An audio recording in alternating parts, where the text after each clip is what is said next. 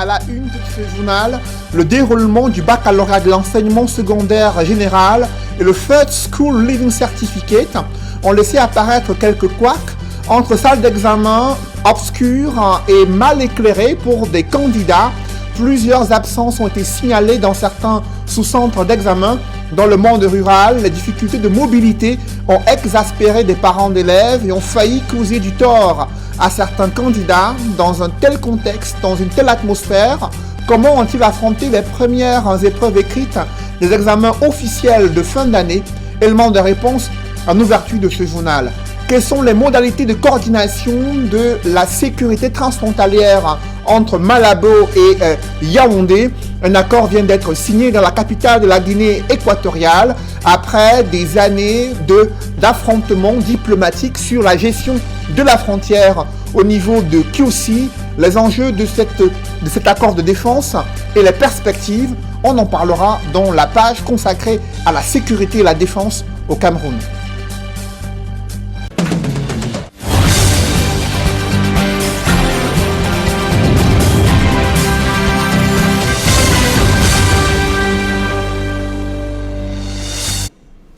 Merci de suivre cette édition complète de l'information sur Equinox Télévision. Il est apparu des difficultés pour des candidats au First School Living Certificate et ceux du baccalauréat de l'enseignement secondaire général à Yaoundé.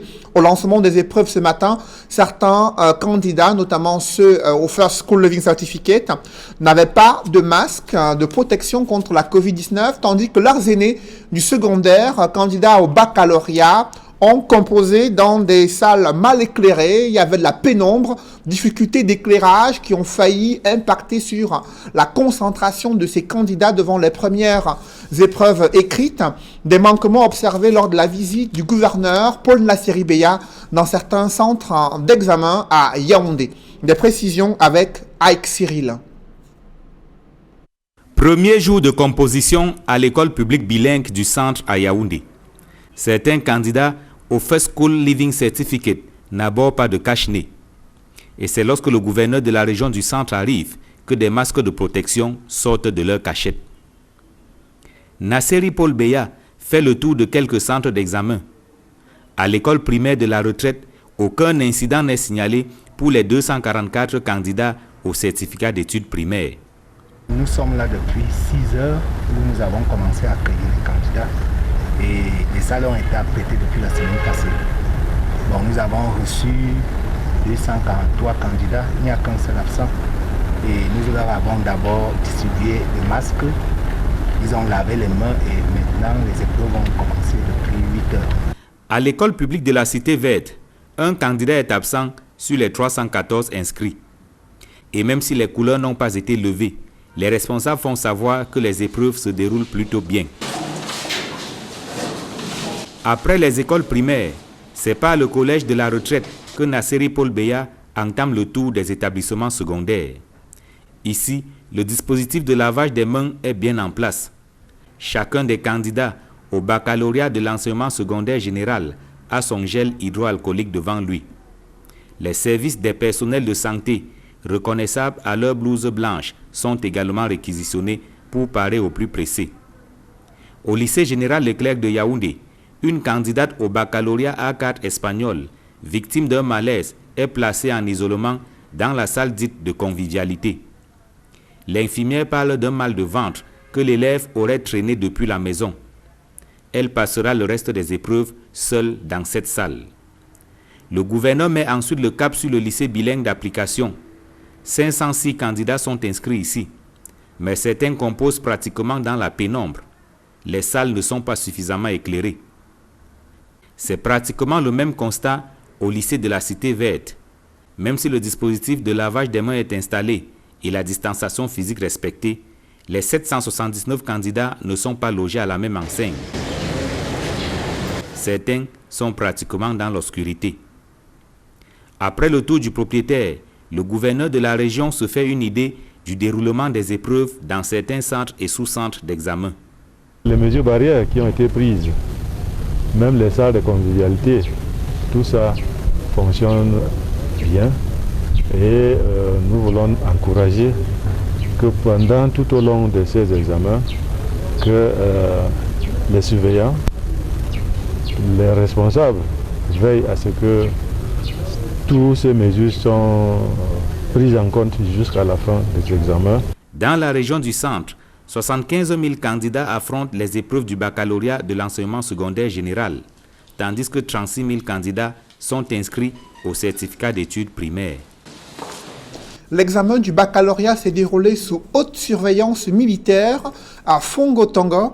Cette localité du département de la Menoie est frontalière avec des zones en guerre dans le nord-ouest et le sud-ouest. De nombreuses absences ont également été signalées dans d'autres sous-centres d'examen. À la fin de cette première journée, de nombreux candidats sont sereins.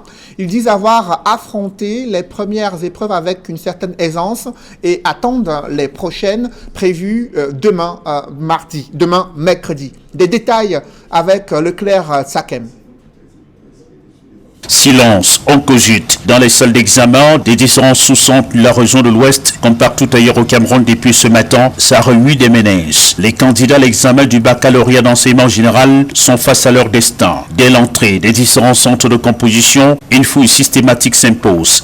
Au lycée bilingue et au lycée classique de Tchon, de nombreux cas d'absence sont répertoriés. On attendait 569 candidats et c'est 561 qui sont arrivés.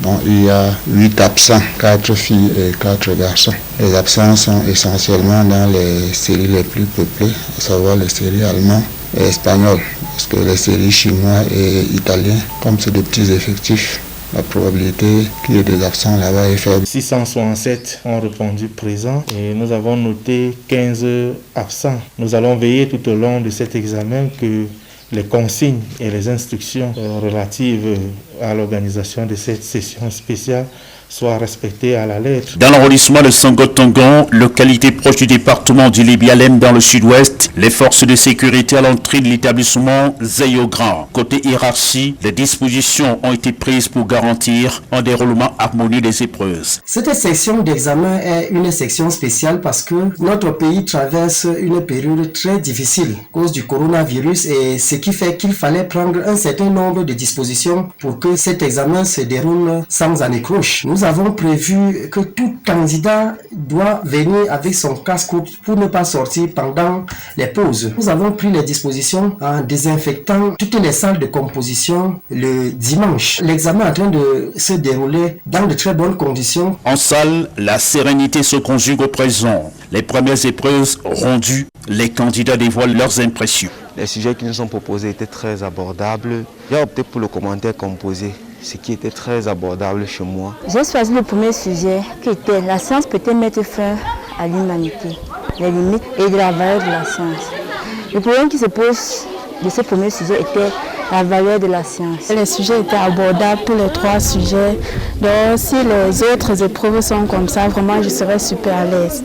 Les candidats du baccalauréat d'enseignement général entrés en liste ce jour emboîtent le pas à leurs camarades de l'enseignement technique qui ont quant à eux démarré la session le lundi 21 juillet. Jusqu'ici, aucun incident majeur n'est à relever. Tout est calme. Nous avons démarré les bas F et les probatoires F au lycée technique de Banengo. Pour cette session qui se déroule dans les normes sécuritaires imposées par la pandémie du coronavirus, ils sont 19 184 candidats pour le baccalauréat de l'enseignement général, 6 947 au baccalauréat technique et 11 566 pour le probatoire technique, repartis dans 254 sous-centres dans la région du soleil couchant.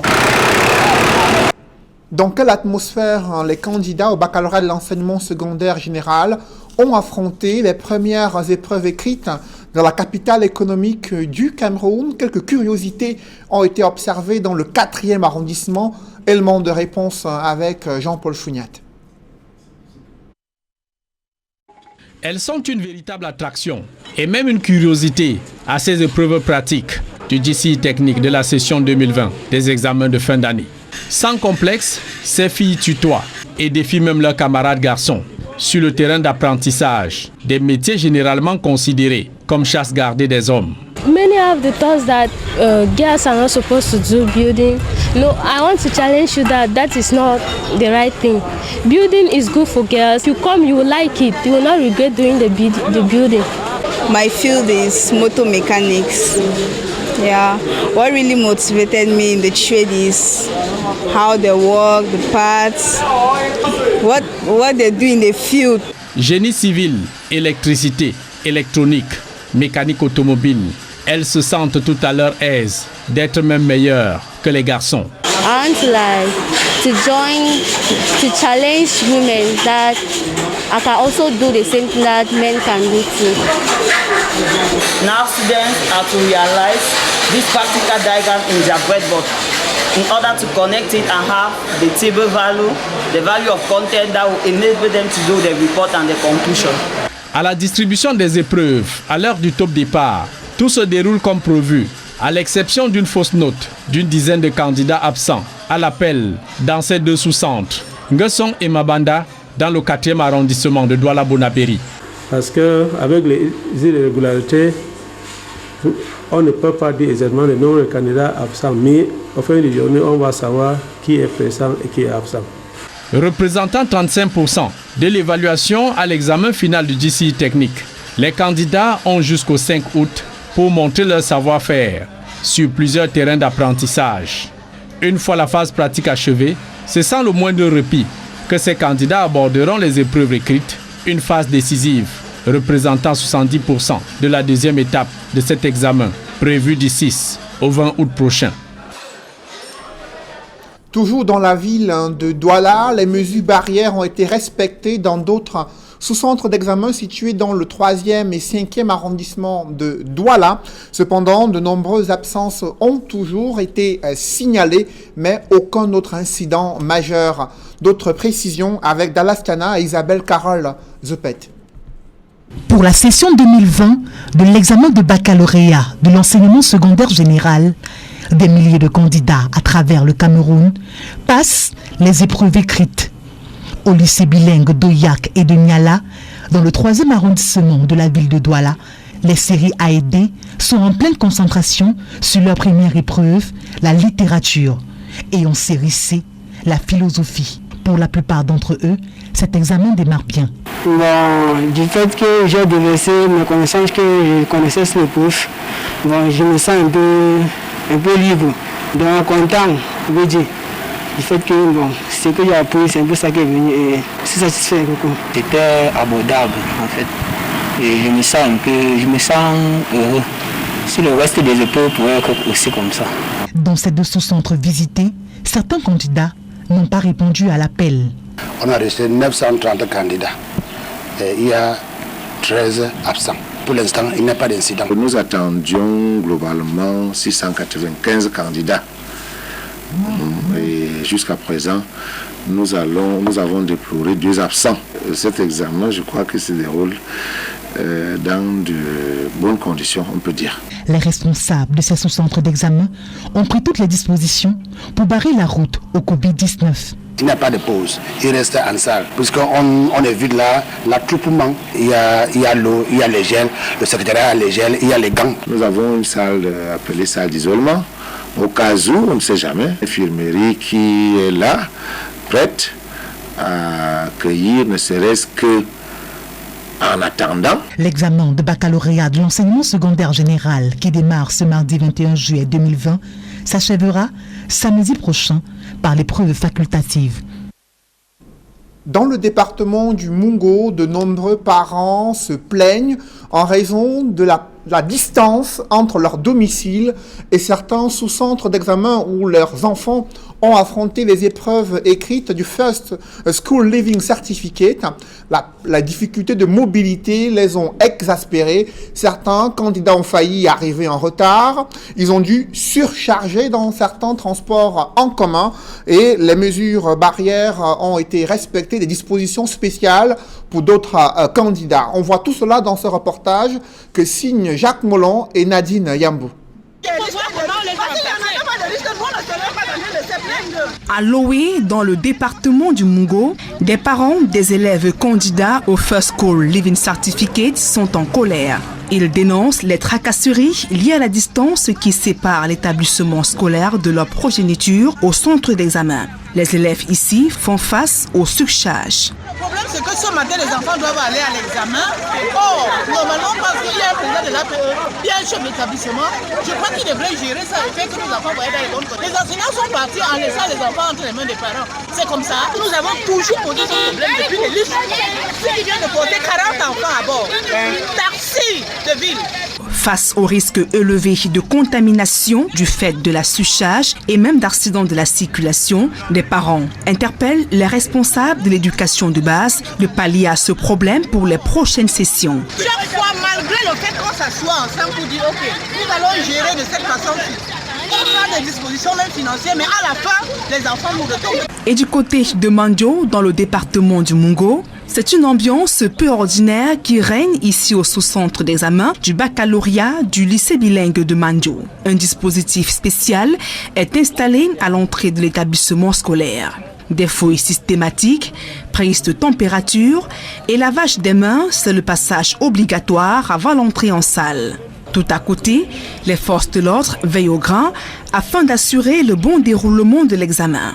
En raison de la pandémie du coronavirus, des élèves sont disposés dans des salles de 18 et de 20 afin de respecter la distanciation sociale. D'autres mesures sont également prises pour éviter toute contamination. Ils sont venus avec des casse-côtes parce qu'il n'y a pas de pause proprement dite. Mais entre deux matières, ils peuvent avoir une pause et ils seront autorisés à prendre leur casse-côte. L'essentiel, c'est qu'il n'y ait pas attroupement. Et nous avions mis, vous avez vu, des seaux robinets partout pour que les élèves puissent laver leurs mains. Chez les candidats, les épreuves se déroulent dans une sérénité malgré la psychose créée par la pandémie du coronavirus qui a fortement perturbé l'année scolaire. Pour la première journée, ils affrontent les épreuves de littérature pour les uns et philosophie pour les autres. Et déjà, je suis confiante pour mon examen. J'espère juste que le Seigneur va m'accorder la grâce de l'avoir. Car avec la pandémie du Covid-19, nous étions prises de panique. Car tout le monde se demandait comment est-ce que ça allait se passer. Mais grâce à Dieu, espérons que tout va se passer dans de bonnes conditions. Ici, au sous-centre d'examen de Mandio, ils sont 369 candidats à frapper aux portes de l'enseignement supérieur.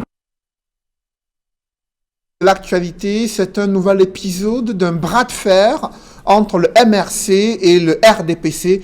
Le professeur Maurice Kamto met en garde le gouvernement sur l'éventualité de l'organisation des élections régionales sans résoudre au préalable la crise dans le nord-ouest et le sud-ouest et réformer de façon consensuelle le système électoral. Le ton ferme du président national du MRC appelant les populations à se mobiliser, à susciter la réaction du parti au pouvoir.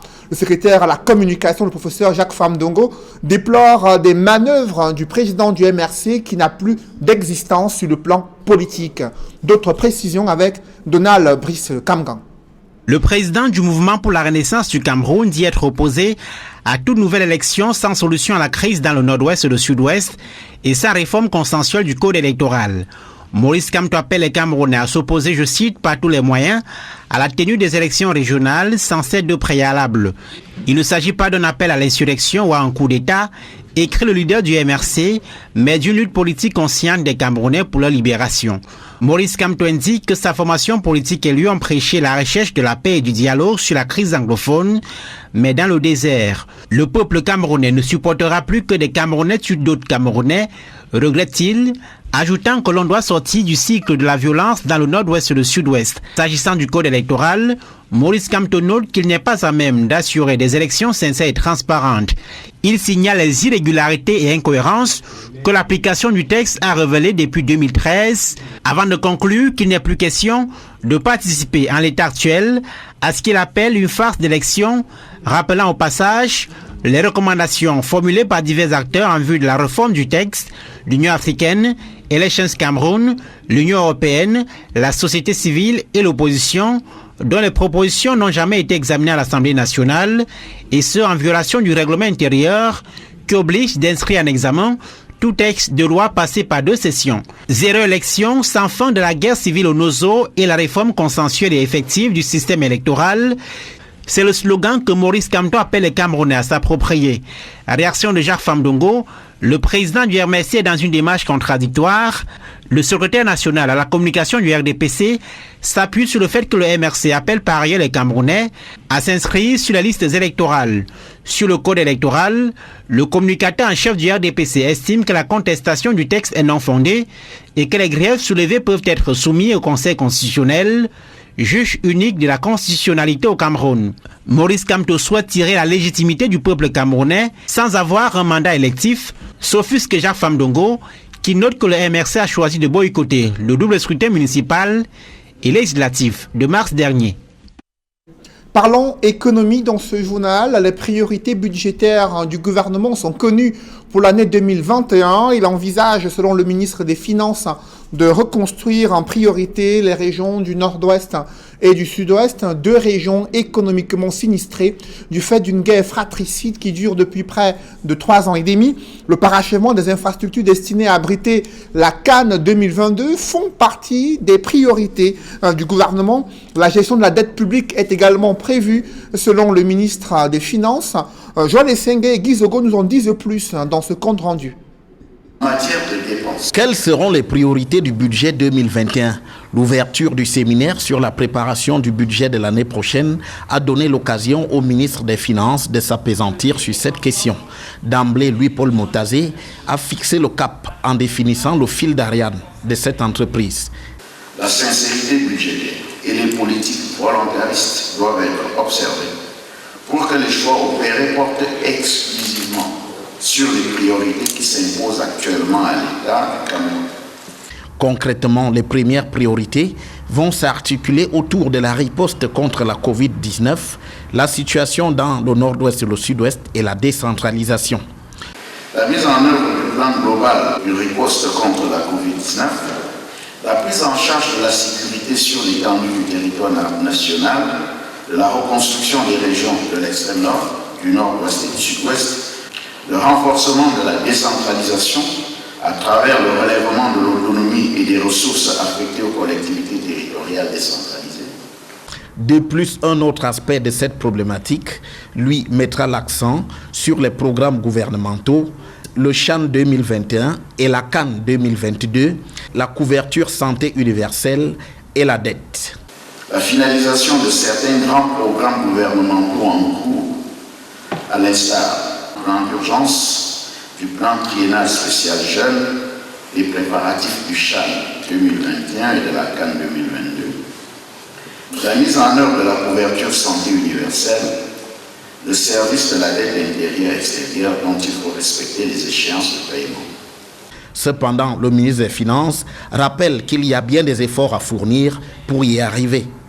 Il est indispensable pour le gouvernement d'augmenter son espace budgétaire à travers la mise en place des mesures de politique publique à forte rentabilité économique et sociale d'une part et d'optimisation de la qualité de la dépense publique d'autre part.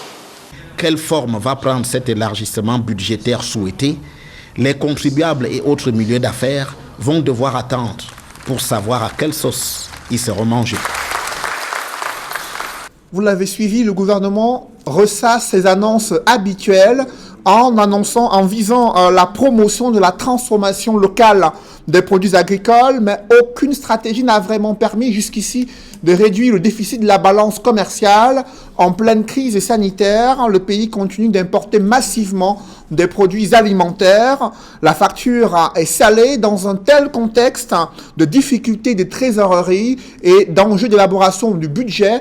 Quelles sont les nouvelles pistes que compte explorer le gouvernement pour sortir de la dépendance extérieure? Élément de réponse avec Marcelin Gansop et Joël Essengue.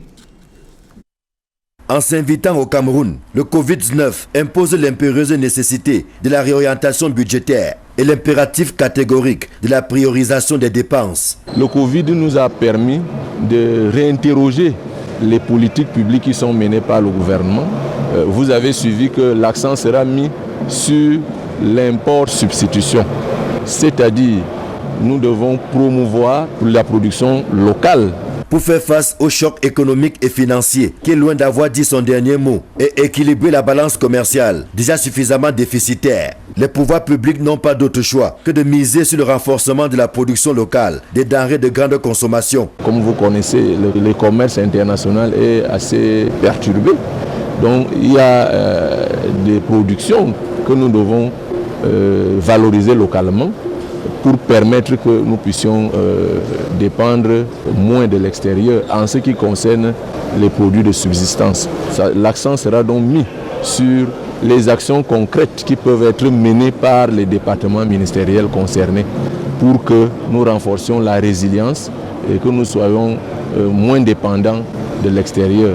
Dans un tel contexte, marqué par la rareté des ressources, le Cameroun entend tirer les leçons du passé en se concentrant essentiellement sur les projets en cours d'exécution et en adoptant une politique d'endettement moins essoufflante. C'est de finaliser les grands projets qui ont été entamés, engager moins de nouveaux, parce qu'il faut que nous puissions finaliser ces projets avant d'engager de nouveaux projets. La troisième orientation, c'est la politique d'endettement.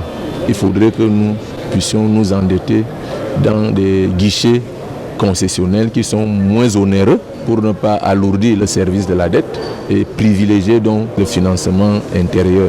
D'après les informations puisées à l'Institut national de la statistique, les dépenses d'importation du Cameroun ont cumulé à 3 400,5 milliards de francs CFA en 2018, soit une hausse de 11,5% par rapport à l'année 2017. Cette augmentation résulte entre autres de la hausse des achats de carburant et lubrifiants, des poissons et crustacés, du froment et métail, puis du clinker. L'importation des produits alimentaires occupe une place de choix, ayant engendré une dépense d'environ 702 milliards en 2018. Or, le Cameroun dispose d'un énorme potentiel agropastoral, favorable à la production du riz, du poisson, du sucre, du froment et autres céréales. L'augmentation de l'offre nationale des produits alimentaires est plus qu'une urgence par ces temps de menaces sanitaires et sécuritaires. Cela réduirait les importations massives de denrées de grande consommation et par ricochet conduirait à la baisse du déficit de la balance commerciale. C'est à ce prix que le Cameroun, tout en relevant substantiellement ses exportations diversifiées, avec un accent particulier sur la transformation locale, pourra alors s'éloigner du risque de surendettement qui demeure un gros caillou dans la chaussure du gouvernement. Dans ce chapitre, l'annonce de la privatisation de la compagnie aérienne Camerco et le plan de restructuration et de réduction des effectifs ont fait perdre le sommeil à plusieurs agents de la compagnie aérienne.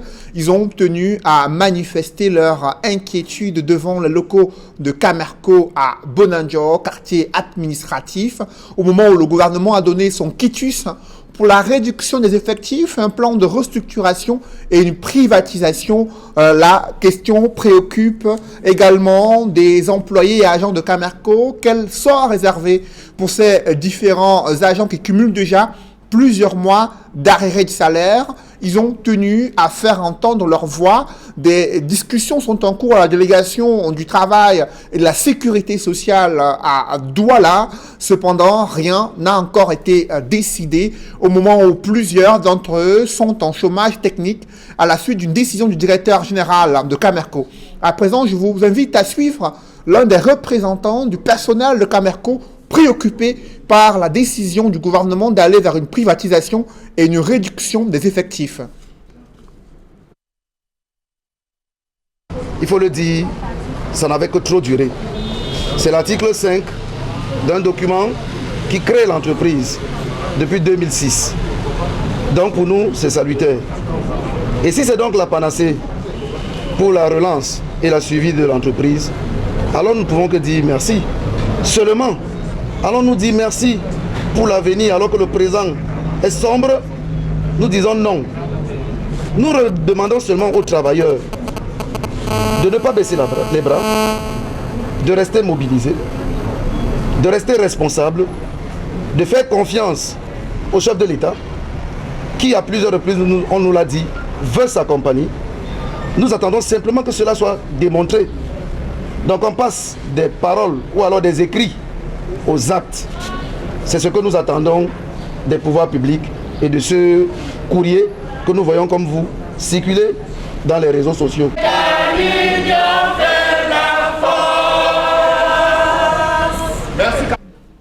Sur le théâtre de la crise anglophone, des raids militaires se multiplient.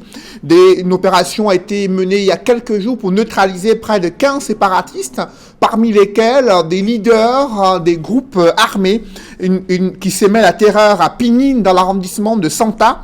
Et de butants de guerre ont été saisis, parmi lesquels des armes à feu, engins explosifs, du matériel roulant et du bétail.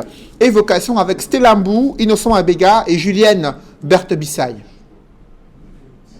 C'est une énième opération de ratissage que viennent de mener les forces de défense et de sécurité dans l'arrondissement de Santa au nord-ouest, une des 2 régions en crise au Cameroun anglophone. Dans cette battue, voici les trophées de guerre remportés sur le terrain, la tête du général ambazonien Okoro, qui s'émet la terreur à Pinyin, ainsi qu'un arsenal de guerre. C'est une quinzaine de terroristes qui ont été neutralisés avec le fameux général Okoro de Pinyin qui a été neutralisé. Le bilan matériel, vous avez vu tous les effets que nous avons pu récupérer. Ce troupeau de bœufs qui a été ramené et ces bœufs-là qui seront remis à leur propriétaire. Cette offensive militaire s'inscrit dans la logique d'éradiquer les attaques et assauts répétés des séparatistes et autres bandes armées dans les localités de Bamenda-Kwe à Awing, Baba 2, Baforchou à Bawok, jusqu'à Pinyin et Santa. Le commandant de la 5e région militaire interarmée justifie le lancement de cette opération. L'opération Awing-Pinyin fait suite à l'incendie du camion de brasserie qui a eu lieu le 4 juillet 2020 à Mile 13. Après, il y a eu l'embuscade qui a été tendue à la patrouille mixte où on avait une BJ avec des éléments de la police. Nous avons perdu un élément de la police au cours de cette attaque, de cette embuscade. Et il y a eu 6 blessés. Au petit matin, je crois du 12, ils ont attaqué la brigade de Mandankwe, mais l'attaque a été repoussée. Les voyageurs de la route Babadiou-Bamenda, régulièrement victimes des attaques avec mort d'hommes et destruction des biens, le général Cavalaire évoque la nécessité de sécuriser ce trajet prisé des séparatistes. Il y a la reconstruction et le mouvement qui est décidé par le chef de l'État, chef des armées. Et j'ai suivi monsieur le ministre des Travaux publics, dit que très prochainement, les travaux seront engagés par, je crois, 3 ou 4 entreprises pour reconstruire la route entre Babadiou et Bamenda. Et figurez-vous, il ne faudrait pas que quand les employés seront engagés à la construction de cette route, on assiste, comme c'est devenu le modus operandi préféré, à des enlèvements et autres, à des kidnappings avec des demandes de rançon. Nommé il y a 6 mois, le commandant de la 5e région militaire interarmée entend poursuivre la mission qui lui a été assignée par le chef de l'État pour ramener la paix au nord-ouest en crise. Sur les questions de défense, un accord vient d'être signé à Malabo entre le Cameroun et la Guinée équatoriale. Il s'agit des modalités de coordination en matière de défense et de sécurité transfrontalière. L'objectif est d'accorder les actions entre le Cameroun et la Guinée équatoriale pour aplanir un différend transfrontalier et promouvoir l'intégration régionale et renforcer la sécurité dans le golfe de Guinée. Compte rendu, Emmanuel Diop et Guy Zogo. Entre Yaoundé et Malabo, c'est le calumet de la paix que les 2 pays annoncent désormais fumer. En effet, à peine les travaux ouverts dans le cadre de la rencontre entre le ministre de la Défense du Cameroun et celui de Guinée équatoriale qu'une issue positive était annoncée. Il s'agit de la signature de l'accord de coopération relatif aux modalités de coordination et d'action commune en matière de défense et de sécurité frontalière entre les 2 pays. Cette longue amitié qui nous a permis de travailler d'arrache-pied au cours des 7 dernières semaines et qui nous a permis de parvenir à l'accord de coopération relatif aux modalités de coordination et d'action commune en matière de défense et de sécurité transfrontalière entre nos 2 pays. S'il reste à savoir dans le détail ce que prévoit cet accord, il peut être espéré la normalisation de la situation à la frontière entre Yaoundé et Malabo, au-delà des effets de la Covid-19. La convivialité est donc le maître mot de ces échanges de Malabo qui font suite à ceux de Yaoundé en fin juin dernier.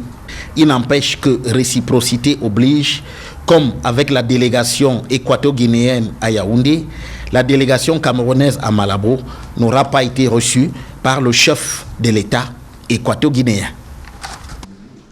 Mais il y a eu un entretien avec le vice-président de la Guinée équatoriale concernant ces accords de défense entre Yaoundé et Malabo. Un public reportage dans ce journal, la Fondation Orange Cameroun continue de se mobiliser aux côtés du peuple camerounais et du gouvernement pour sa contribution dans la lutte contre la pandémie du Covid-19. Cette fois-ci, la Fondation Orange a choisi les établissements scolaires afin de les désinfecter et également de leur fournir du matériel anti-Covid-19. Des précisions dans ce reportage.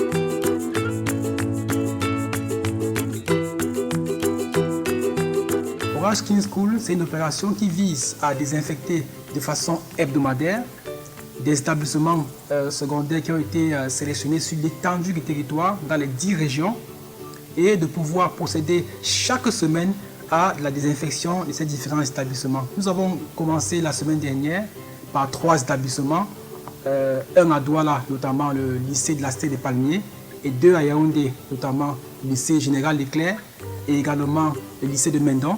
Donc nous allons continuer sur les semaines à venir et ces désinfections se font de façon hebdomadaire dans tous les établissements où ils sont effectivement initiés. Donc Orange Cameroun voudrait dire un seul mot à ces différents abonnés: Orange cares about you.